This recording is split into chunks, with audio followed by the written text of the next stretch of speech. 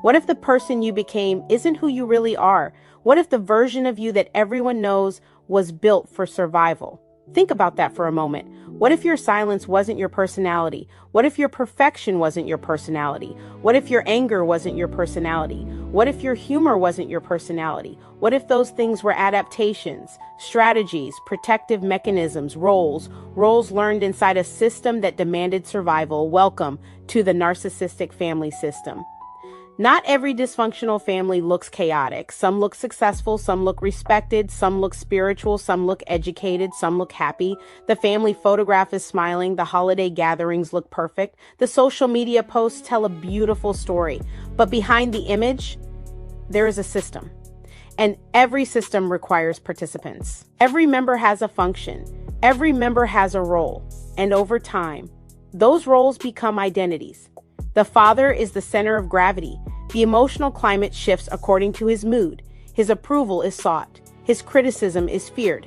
His version of reality becomes the family's reality. This is the narcissist. Not because he is confident, not because he is successful, not because he is strong, but because everything revolves around protecting his image, his needs, and his control. Yet he cannot maintain the system alone. Every system needs reinforcement. Enter the enabler, often a parent, sometimes a grandparent, the one who explains away the damage, the one who says, he didn't mean it. That's just how he is. You know he loves you. The enabler doesn't create the storm, but they help normalize it. And because they normalize it, the system survives. Then there is another role, a role that often goes unnoticed, the system keeper, the person who protects stability at all costs. They may recognize the dysfunction, they may even feel trapped by it, but they fear conflict more than they fear dysfunction, so they smooth things over. They keep everyone calm. They preserve the structure, even when the structure is hurting everyone inside it. And then there are the children. Each child learns a different lesson. Each child develops a different survival strategy. One child learns, if I perform perfectly, I will be loved. This becomes the golden child. Another learns, if I speak the truth, I will be punished. This becomes the scapegoat. Another learns, if I disappear, I will be safe. This becomes the lost child. And another learns, if I keep everyone laughing, maybe the pain won't feel so heavy. This becomes the performer. Notice something. None of these children chose their role. No child wakes up and says, I want to become invisible. No child says, I want to carry everyone's blame.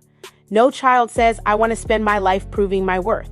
The system teaches them, the environment shapes them, the family rewards certain behaviors and punishes others, until eventually the role feels natural, the role feels permanent, the role feels like identity.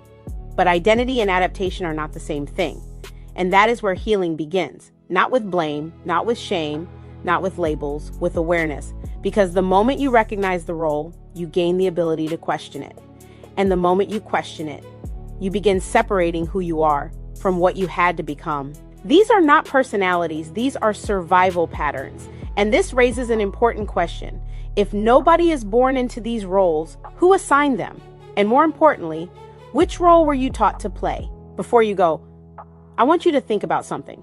As you listen to these roles, who came to mind? Was it a parent, a grandparent, a sibling, a spouse? Maybe it was you. Maybe for the first time, you're realizing that what you've been calling your personality might actually be a survival strategy.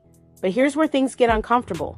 Every dysfunctional system needs someone to carry the blame, someone to absorb the tension, someone to become the problem, so everyone else can avoid the truth. And that's where we're going next. Because in episode 2, we're talking about the role that often suffers the most, yet sees the most. The child labeled difficult, the child blamed for everything, the child everyone points to when the family starts cracking, the scapegoat. But what if the scapegoat isn't the problem? What if they're the evidence? What if they're carrying pain that never belonged to them in the first place? Join me in episode 2 as we uncover the hidden burden of the scapegoat. And until then, remember this, the role you learn to play is not the person you were created to be. I'm Dr. Christina Christopher Laster, and this is Wise Society. I'll see you in the next episode.